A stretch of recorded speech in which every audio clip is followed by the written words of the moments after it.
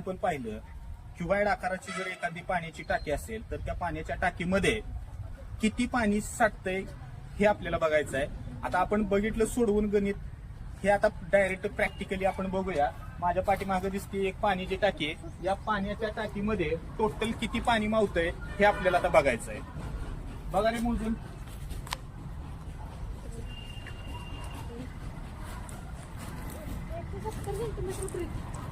Breath द्या.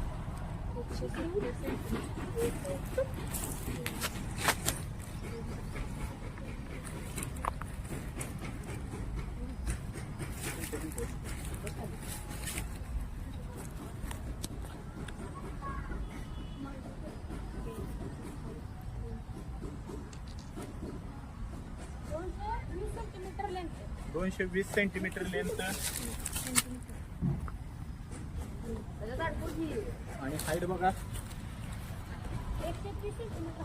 130 centimetre height. चला fast आता बघूया